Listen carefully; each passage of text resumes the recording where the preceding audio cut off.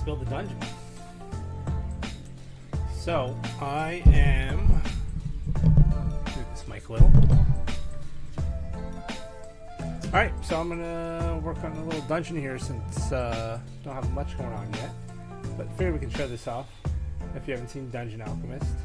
I don't think I've done a crypt yet. Excuse me. So let's see here. Crypt, a castle. Okay, so let's do like a great hall here. Actually, you know what? I want to do a different starting map. So let's do a new map. Do a digital. We'll just do dark parchment. Let's do like a 30 by 30 map. Perfect. There's it.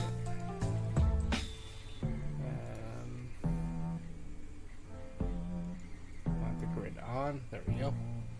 All right. So we'll start with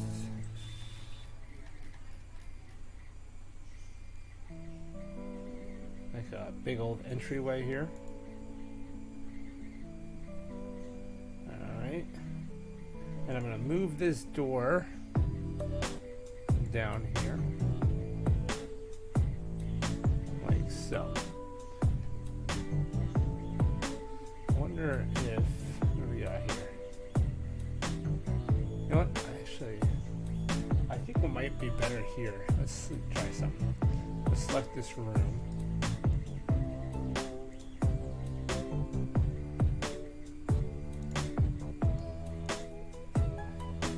Instead of Great Hall, let's do it as like a burial chamber. So I think what I want to do is I want this to be like you come in. Let's get rid of this. I want this to be like you come in from outside, and it's like a mausoleum, but then we can go kind of down. Let's see here. Arches, fences, iron.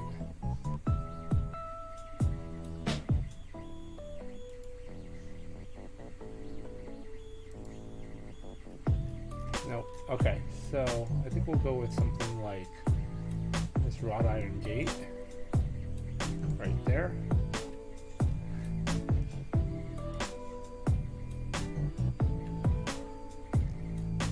All right, let's get these pillars around a little.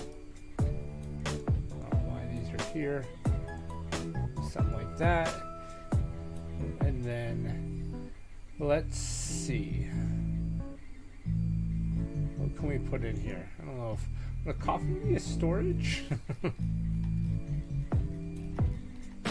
Oh, we got somebody watching. How's it going? I'm just doing a little bit of Dungeon Alchemist while I wait for some more people to come on. But hey Zen, I'm just messing with Dungeon Alchemist while we're waiting to see if anybody else hops on. But if we would just talk some D&D, if you got questions or any topics you want to bring up. I was hoping I might have had a guest today, but I don't think he's going to make it. But that's all right. Oh wait, hold on. Let's see. Yeah, you know what? I will have a guest. I'm going to have one of the guys from Cold Press. He's going to call in a little bit. So that'll be cool. Is that music loud?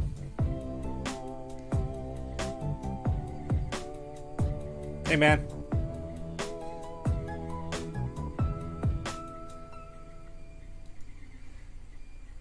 I can lower that music a little if it's too loud.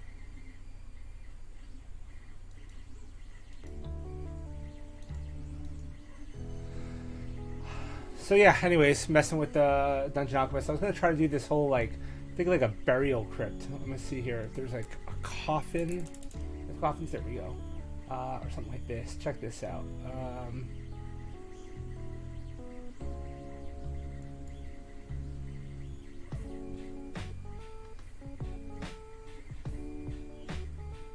Alright. And then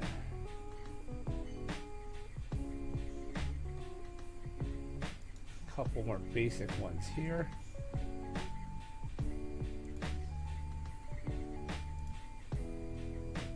Like that. this guy right over here. All right, and then what I'm thinking is like a secret door here.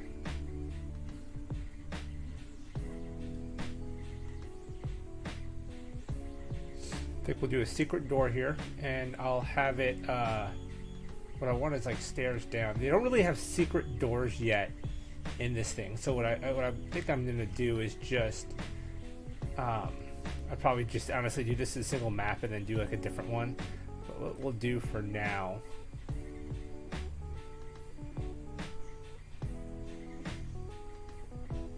they don't really have like multi-level yet either. That's the other thing. I need like structural here. Windows, place walls, place floors. Structural. And then stairs down. So what I was thinking here, right? Check this out. Still kind of learning the ins and outs of this software, but what I was thinking was something like this. See, I can't even put that under there because of the kind of lack. Let's see something here. No, let me put it there. I think I have to create a hall first. So what we'll do is create a hallway. Let's see here. So we'll do a hallway. Do a double wide hallway here. Just like this. Make it about. See, I would do this though as like a secret passage rather than having that door there, but that's fine for now.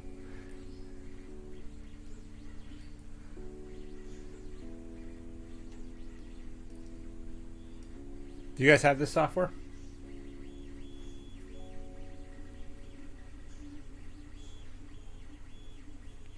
All right, let's see.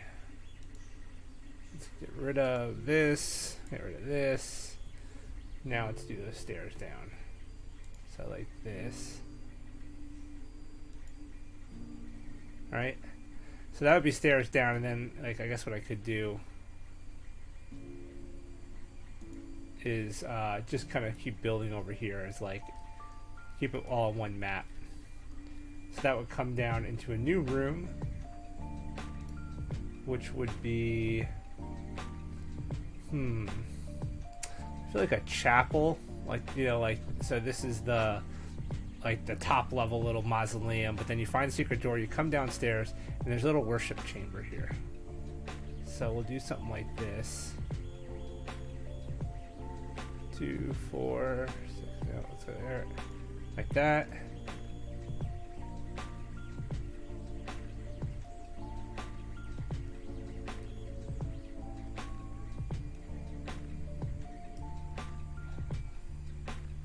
Door here.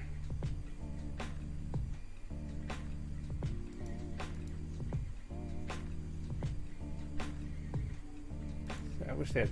I'm looking for them to having like more options. Got like a stone door. They don't have stone doors.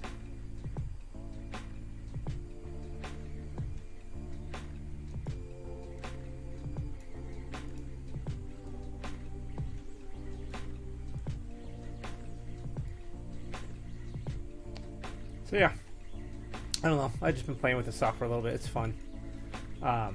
It's kind of starting to look like one of the first dungeons I ever created for 5e. I actually had this cool. I did this really cool. I mean, I wonder if I still have it. That map. It was like super basic, but I did this entry room where there was these 4 stone gargoyles, and I don't remember exactly how he did it, but these braziers lit up. There was 4 braziers. One of them was knocked over, though. So the 3 other ones lit up, and 3 of the gargoyles come to life, and they attack. And the players could, obviously fight the gargoyles, but the other option was if they were to somehow put the braziers out, it would, the gargoyles would return to stone. It was kind of a cool little, like, first little guardian room for this dungeon I did. And then, from there, like, then there was, like, a chapel type room like this where there was, like, they had to, like, kind of do an offering and everything, and then there was a tapestry that kind of told some story about the place that came in handy later. But But yeah, it was like it was a cool little like 5-room dungeon that I did. It was fun.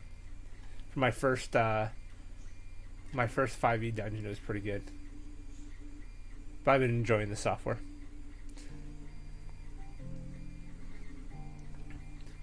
What about you guys? What have you guys been up to? Talk to me.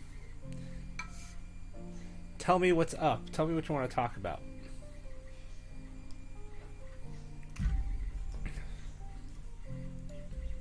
I was thinking about new campaigns. Starting off new campaigns, right? Because I'm about to start a new campaign. And starting new campaigns can be challenging, right? How do you good ways to get the party together besides you meet in the tavern, right? And I'm wondering, basically what I've done with my party so far is I have 6 players. I've broken them up into 2 groups that know each other one way or another before the start of the campaign. One group I feel like has known each other a bit longer and are a bit tighter knit. The other group, 2 of them have been traveling together. They're not like super close, but they've been traveling. They were traveling with a bigger group. And this is all going to be set in Cobalt Press's Midgard. And the third member kind of came along very recently. So I'm bringing them all to Zobek, which is a central city in Midgard, and I've got to figure out how I'm going to get them together. And then I think one of the first things I want to do is, I kind of want to leave it open. I don't want to railroad it too much, but I really want to seed them into a one-shot sort deal called Everyone Lies. It is set in Zobek. It's a level 1 type thing. It really gets them kind of a feel for Zobek. They get to kind of go all around, and I think it'll be a fun one. That one's written by Ben McFarland, so who may or may not be joining me soon. So Zen, you're preparing an Underdark one-shot at the moment. What kind of setting? Underdark, obviously, is it Forgotten Realms? Is it AAW, like Rise of the Drow type stuff? Have you done AAW? I'm a big Underdark fan. I actually, you want a fun Underdark book? Hold on a second.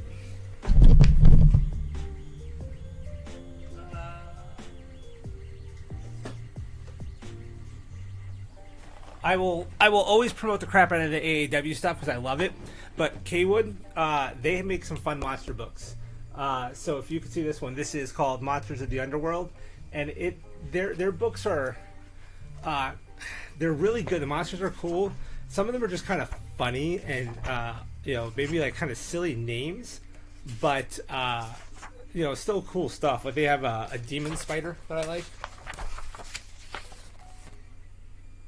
So they have some really cool stuff in this book. Let's see here. Madcap, a werewolf lord, a lich king, a golem spider. That's kind of cool. So yeah, depending on what you're doing with your Underdark game, there's some cool stuff out there. What level is it going to be?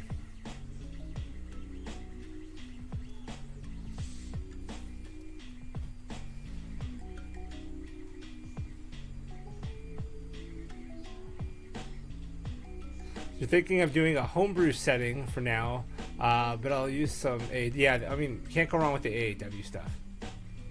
Is it going to be an in-person game, or is it going to be a online game?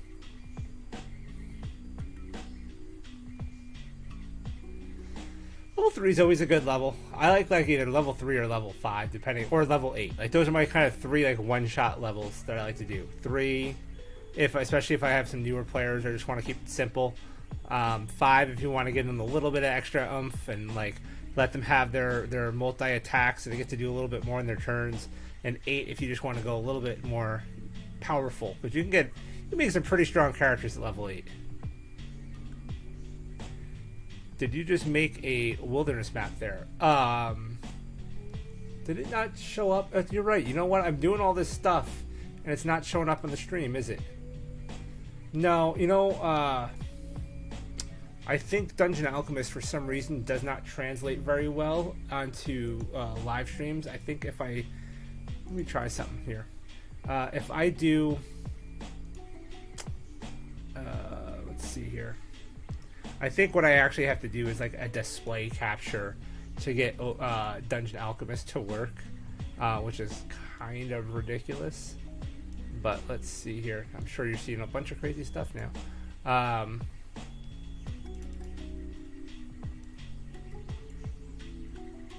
Nope.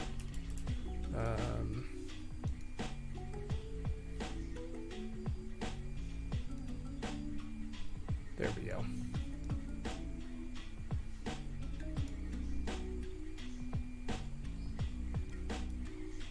Yeah, Dungeon Alchemist doesn't seem to like to show up on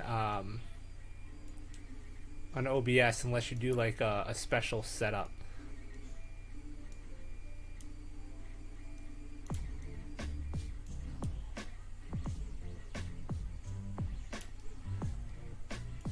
I was doing a crypt. That's what I was trying to do.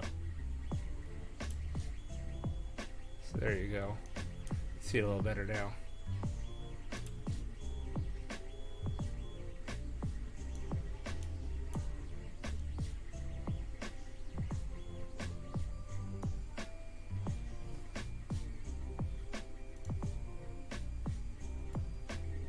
How's that?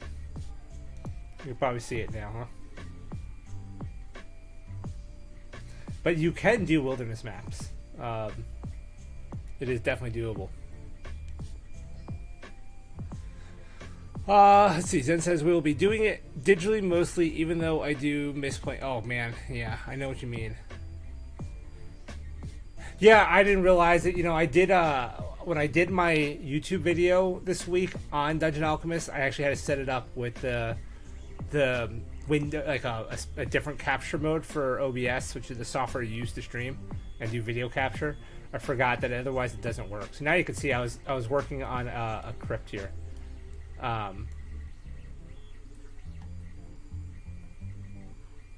But yeah. Yeah, Zen, you know, I've been getting back to in-person a little bit. I have one game that I'm a player in. But I'm actually playing in that tonight in a couple of hours. It's just like me and 3 other guys. And then I had my game that I was running for since like 2018 just ended. Same group of people we've been playing for years now. We were running Tome of Annihilation, and we just finished that. And then we did the last session in person, and I did like 3D printed the terrain and everything. It was an awesome session. And then we had a session 0 last weekend, just working on character creation and backstories and stuff like that. So we're gonna be starting that game soon. But I live a little further away from everybody, and I think what we're gonna do is split between online and in person. So maybe like once a month or so we'll do in person when we can, and then the rest of the time we'll play online. That way we can play more often. And what I'm doing is I'm having everybody roll up their characters in D&D Beyond. I will import those into Foundry VTT, and then I'll make sure I sync them back up to D&D Beyond in between sessions. That way when we play in person, they can use D&D Beyond, and when we play online, they can use Foundry. So I'm going to do a little bit of a split thing.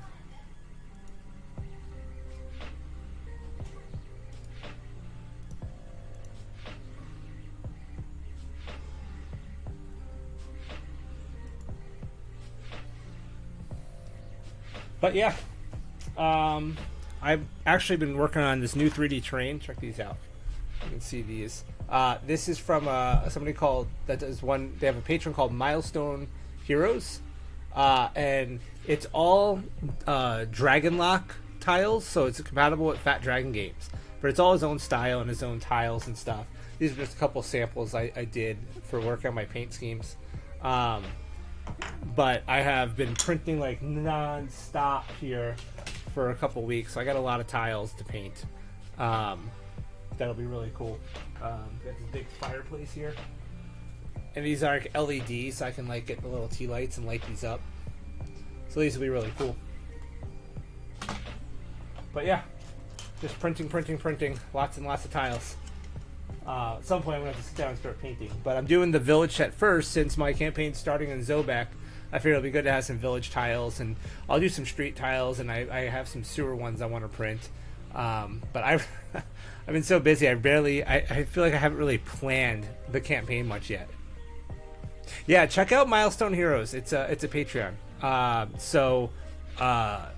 It's like $10 a month is what I'm at, the tier I'm at, and he does like 2 or 3 set like releases every month.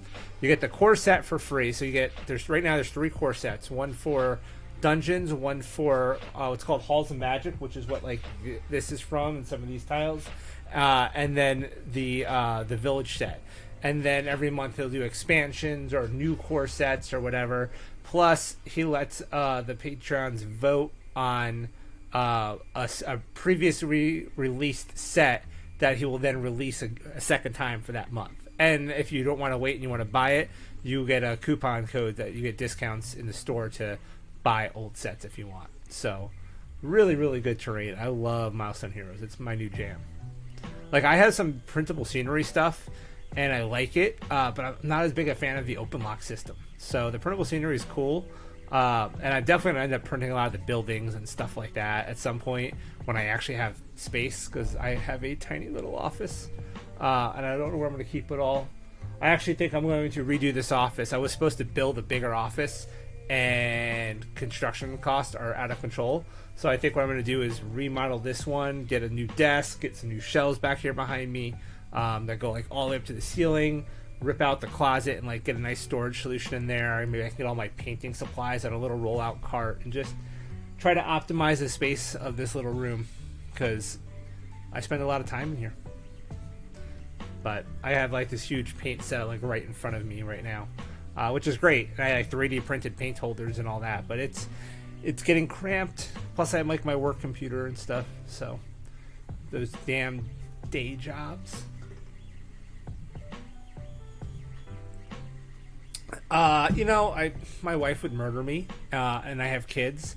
Like, it's funny, like, we have a kitchen, but we don't have a kitchen table. We have a giant island, like this huge island. So we sit there and we eat, and we took our quote-unquote kitchen table and we put it in the front room, which is kind of like a dining room / living room.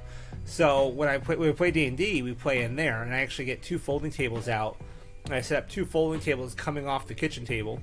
And I take that whole kitchen table for myself, like 2 DM screens and my computer and all this stuff, and then all my players sit around the 2 folding tables, and we play D&D in there. But the rest of the time, that table is covered with like crayons and kids' homework and crap like that. So, and that front room is also like my wife's relaxed space. Like, she got a new couch in there, and we painted in that room and made it all nice because that's her favorite place. And then we have like another like family room that is like the older couch but the bigger TV and all that, but no place to really set up. So I do sometimes I'll sit out there and I paint though. I will like bring, like, if I'm doing terrain painting, like my daughter will help me and we'll put paper down on the table and we'll sit there and we'll paint together. But yeah, I was supposed to take, like, I have a 3-car garage. I was going to take one of those bays and convert it into a finished office. And it was going to cost me like $25,000. I took, I did a loan and everything to do it, and then everything happened. Now it's like the same project's like $40,000, and I'm like, nope, not worth it. I'd rather move. So that's where I'm at. But new campaigns.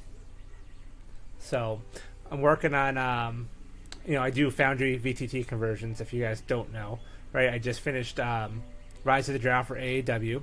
I'm working on another project for someone else right now. Hopefully we'll be done very soon. I was hoping to be done by now, but it takes some time. And then when that's done, I'm going to take a break from doing those for a little bit so I can get my game off the ground. And I'd like to start a second game. I might do a Rise of the Drow online game if I get the time.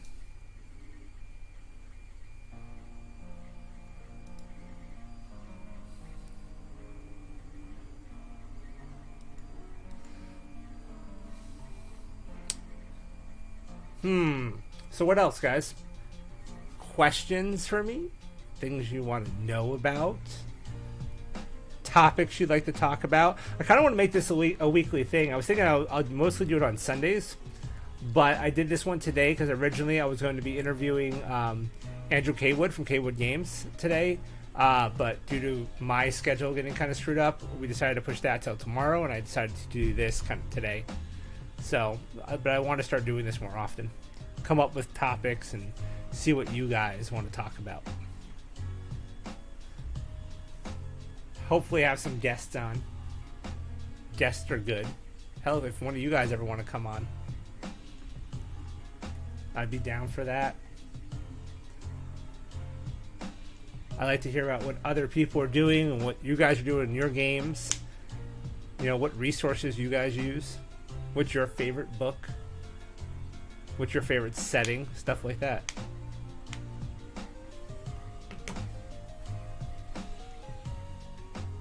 I like this music. It's like a Zelda remix. Have you guys seen... Let me bring up my thing here. Have you guys seen... Let's see. There we go. And I think it was this one. There we go. So, Cobalt Press's Warlock Layers book. I want to get this so bad. I haven't ordered it yet, but I need to. This is definitely high on my list. Like, I have most of the Warlock Layers pamphlets, but it's not the same. I want the book. Yeah, Survivalist Guide to Spelunking is a good one, man. I worked on that. I did the Foundry conversion for that book, too. That's a good book.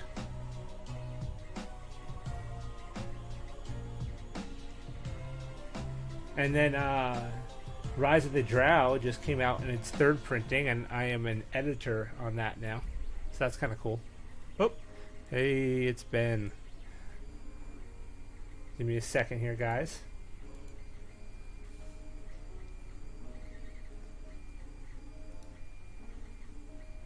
It's Ben McFarlane.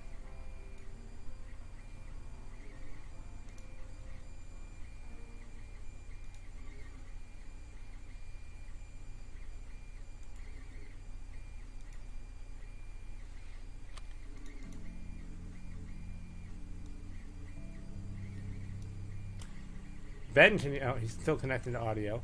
I'm going to set us up in the meantime.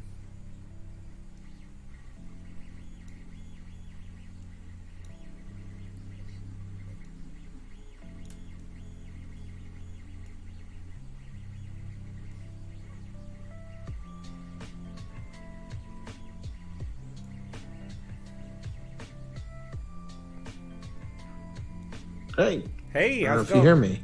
We hear you. We are. I don't hear you. You don't You're hear muted. me? Oh. I mute. Oh, there we go. Sorry about that. I was No muted. worries. I was muted on Zoom. We're live. Oh, hey. We started a little while ago, but Awesome. you know, we were chit chatting. Your name came up because I was talking about my new campaign I'm going to be running. So. Oh, excellent. I figured I'm going to probably start with the one you suggested, right? Get Everyone Lies. Everyone lies. That's Everyone Lies. Everyone I love Lies. it's a little house-inspired title. Exactly.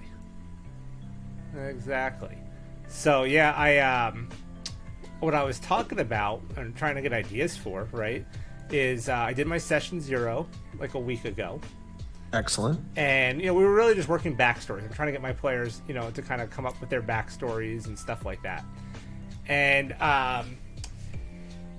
you know, I basically gonna have them in 2 groups. I have 6 players, so they're in 2 groups of 3. One of those groups, right, and this is all in Midgard, obviously. One of those groups is a dwarven cleric, what do you call it? Cat folk, I guess. She's gonna be a panther one from the Southlands, who's traveled to the Northlands, by the way. Nkosi or Basteti? Basteti, I think, right? That's the panther ones. Or the, I think they're the more panthery ones, yeah. Yeah, she's not like the lion or the like or right. a house. Yeah, that's. But the Bastati are still like the house cat, similar stats and stuff. Sure. I think, if I remember right. That sounds accurate. Yes. So she traveled from the Southlands up north. We have the dwarven cleric, and then we have a troll kid. And I was like reading how the Trollkin and the dwarves generally really don't like each other. So I told them, come up with a story of why you two are best friends. Like, Nice. best friends. So they came out with a whole backstory together. The three of them kind of came up with this whole thing on how they met and everything. It's really cool. And why they're heading to Zobek. The other three, little trickier, because one of them, I talked to you about this, but one of them is from the Winter Isles. Okay. The neither can confirm nor deny existence of, of the Winter Isles. Right. Yes. So he is from the far east somewhere of an Asian type descent, very samurai in appearance. But I don't know where that's drawn from. Yeah, I don't know. But he left there when he was a kid with his family, and they were taking a shadow road, and basically a ley storm happened, and everybody was lost except for him and this one other guy that basically helped raise him and train him, and he's basically been surviving the shadow realm ever since. And then most recently, he just got caught up somehow in this other ley storm. Next thing he knows, he's lying on the ground in the forest of the Margrave, and there's these two other people there, which are our other two characters, which is an elf-touched bard girl and a what do you call them? A raven folk wizard, who fancies himself a geomancer, but not quite there yet because he's level 1, and he decided he can mess with this ley line, and that's what caused the ley storm, bringing this other person in. Meantime, all the other people they were traveling with, they were part of a traveling troupe, all vanished. So they're all gone now. So now they're making their way to Zobek. So I have to figure out how I'm going to get these two groups together, and I'm not sure how I want to do that. Are they still set up in the Margrave? So one group's coming down from the Northlands. The other group was coming from the Margrave, kind of on the edge of the Margrave. I was thinking of just starting session 1 in Zobek. That was my thought. Okay. And then later on, maybe you can do flashbacks, but we won't bore you with the details of how we arrived in Zobek. Right. I kind of have the details, right? Like, I've talked to them about it all, but... Sure. Yeah. If you just start them as both in Zobek, then you just have to find a good linkage, right, for bringing the two in there. And you said what, Bastedi? Yeah, so we have the Bastedi, Dwarf, and Trollkin. Right. And then Ravenfolk. Elf-touched and human. Okay, elf-marked and human. Okay. Well, so the Bastedi, right? The one link you have in there is that culturally, the Ravenfolk are everywhere, right? They're scattered all across. Right. So, and they're almost universally considered as occasionally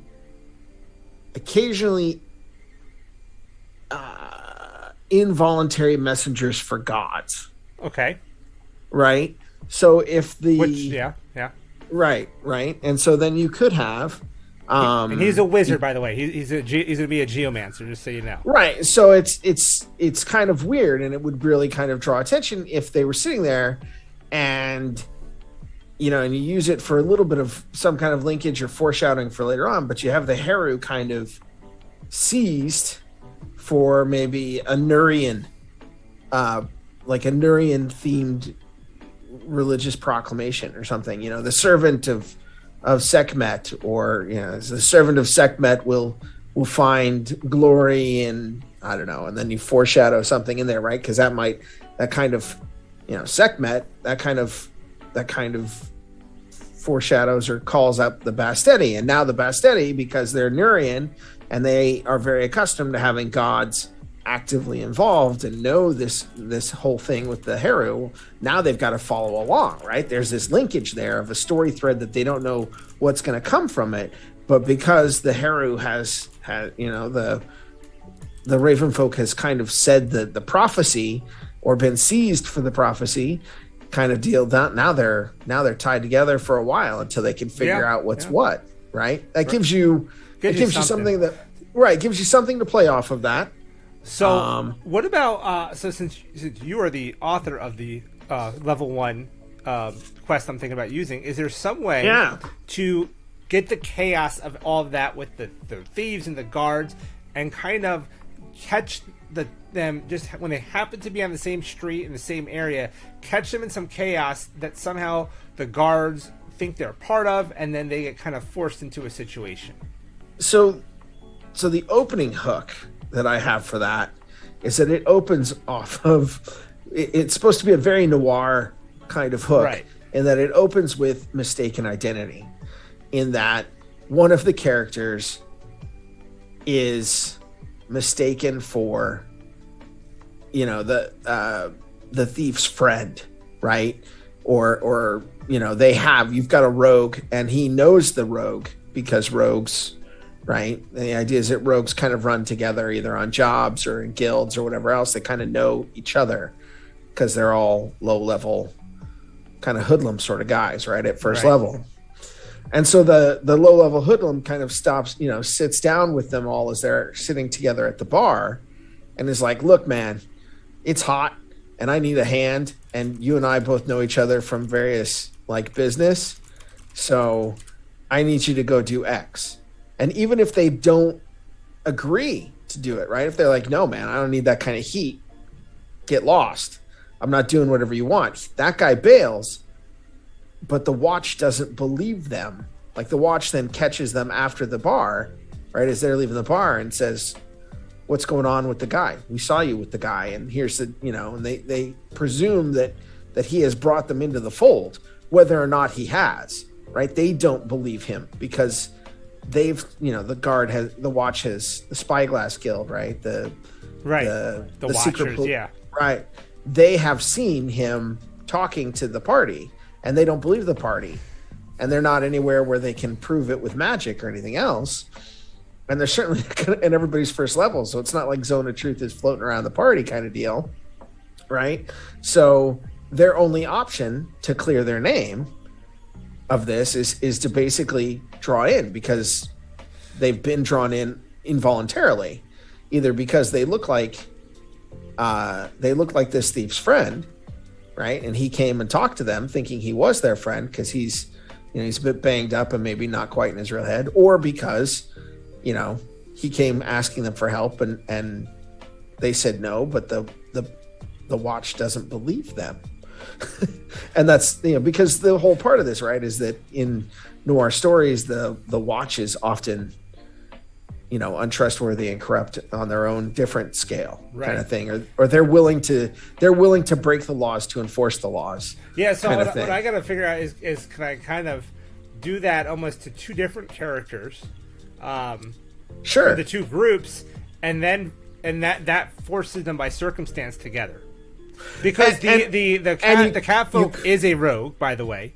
Okay. And our cleric is there because she is a worshiper of, I believe it's pronounced Baldur, which is also Lada in Zobek. So where she's from, up in what's it called? What's that city up north where the dragon burned the whole city down like a year ago? Stratusgard.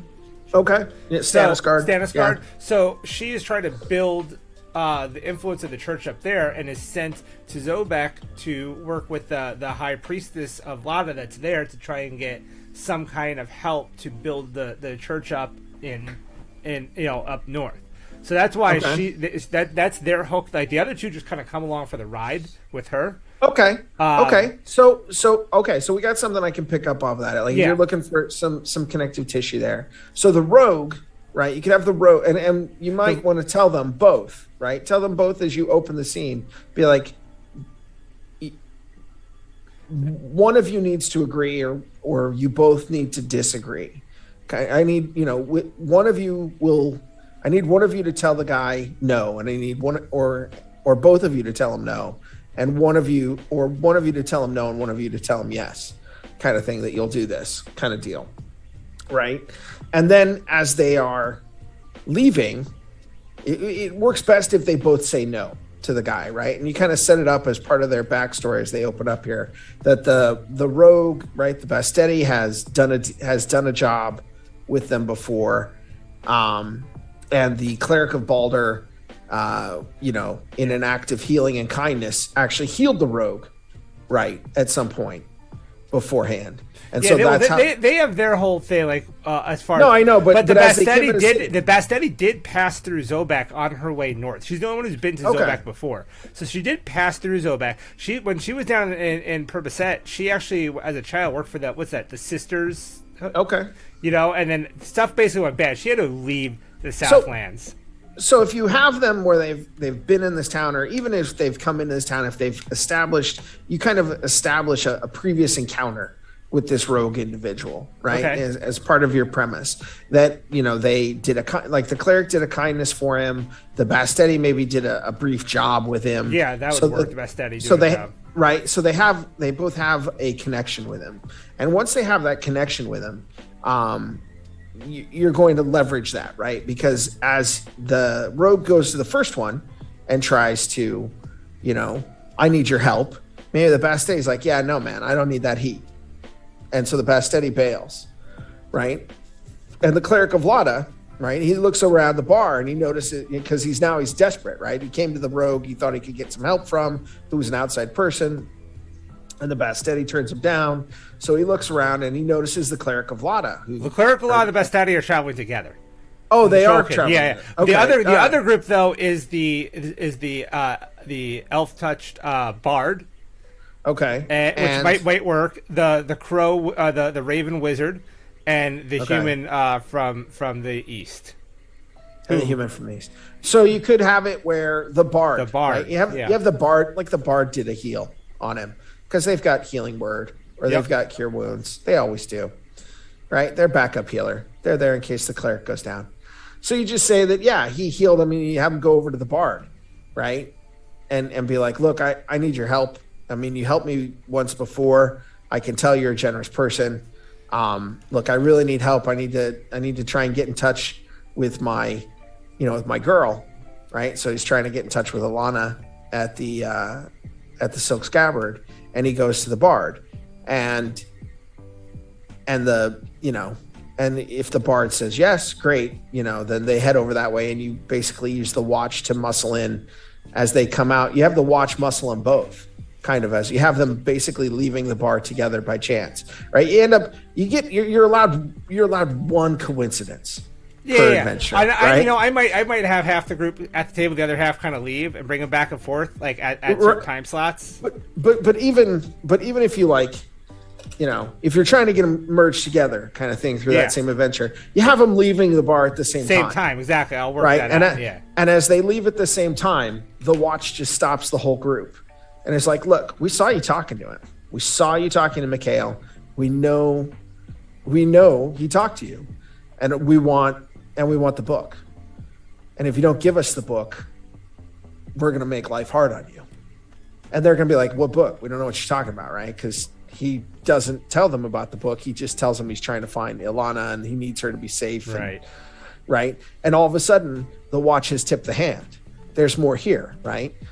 And now when they're like, we don't believe you, we know he talked to you, you need to do this. And if you don't bring it to us, right? Because essentially they're also trying to leverage this group in here.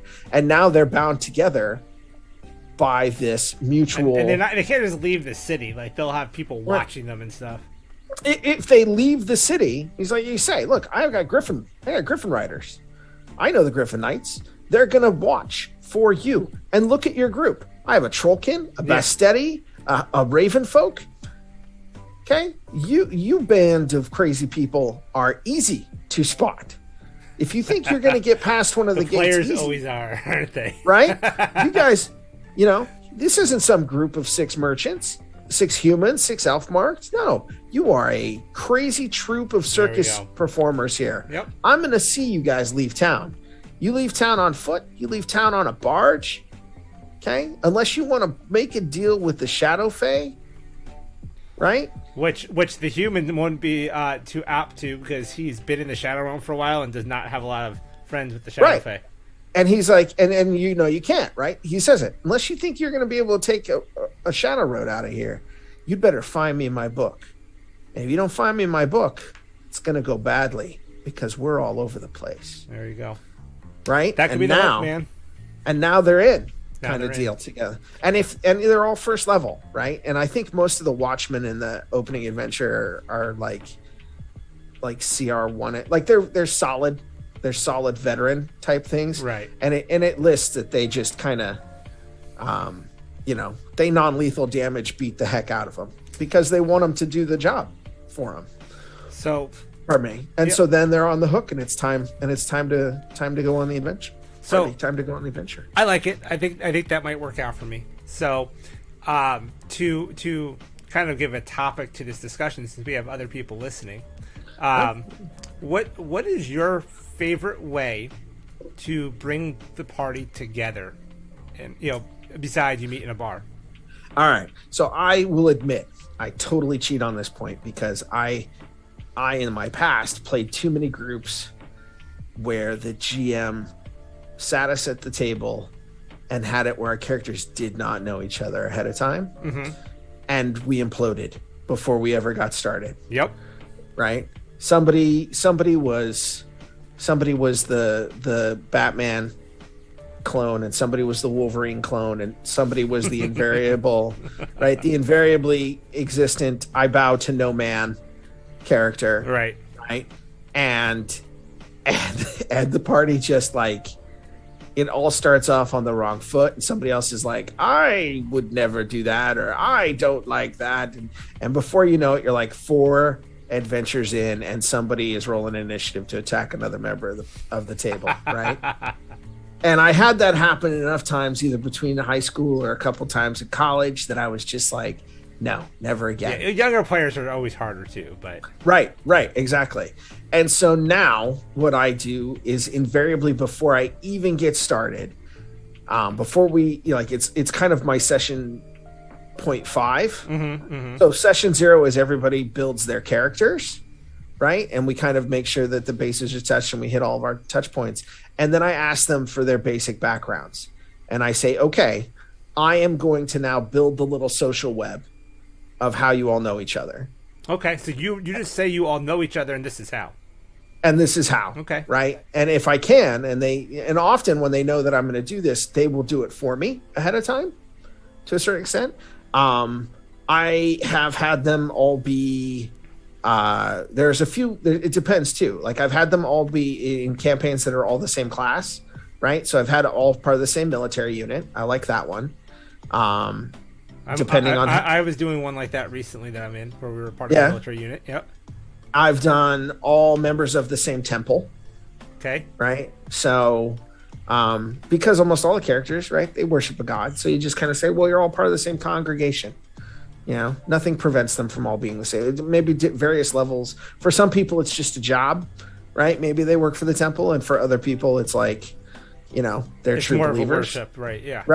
Right. So that works decently. The church has bouncers. Exactly. Right. The church has outreach. The church has, they have special operatives. They have devout members of the congregation that they can draw upon, kind of thing, right?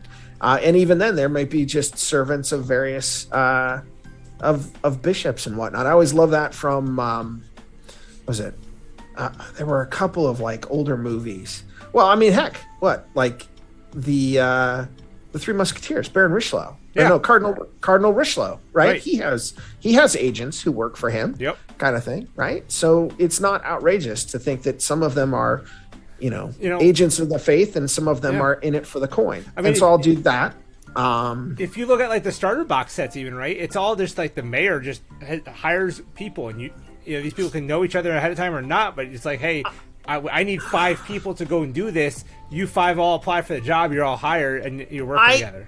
Yeah, and I try to avoid hired for the job. Yeah. Right, though? That's like each one of those, like the military one, it's more orders. That gives a structure to direct them, but it's not for pay, per se, right? Same with the church one. It's not necessarily for pay, it's for faith. I have done where they were all, they all grew up in the same village, orphanage. Yeah. Same village. I've done the same village. Heroes of the Land style, right?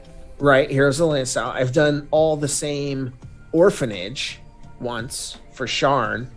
I had them all member of the same, like they'd all grown up in the same orphanage, which worked well because it was like they were their own family kind of thing. They hadn't known any other family but each other kind of deal because of the orphanage. What else have I done? I did one. So for Topo of Annihilation, what I did, and this was not my original idea. This is from a DM's Guild product that I bought, but Sure. it was basically I took a bunch of index cards and put down different character traits, things like Yep. age, sex, race, profession, class, all these different things to describe a character. And I had them all, my whole party sit down. I'd prompt them with these things, and we made an NPC together. And they ended up making this tiefling woman named Candy, who was a brothel owner with a heart of gold that helped orphans. Named Candy. Named Candy after a coworker of theirs. My wife and all her friends all worked at Starbucks, so they had a friend named Candace that they called Candy. So they basically designed this character after her. And this was, by the way, Tome of Annihilation. This was all their very first D&D campaigns. I'm a terrible person. Cool. So we went through this whole exercise, spent like an hour or so making this character, and I said, all right, now tie her into your backstory. She has to be significant to you. Why is this person important in your life? And they all wrote a backstory about how she helped them, or how they helped her, or what she did for them, and made it very strong connection. And then I said, okay, you're standing at the grave of Candy. And I started with her dead from the death curse. And then she was approached by, I can't remember her name, but the person who kind of like brings them into the fold to go find the death curse. And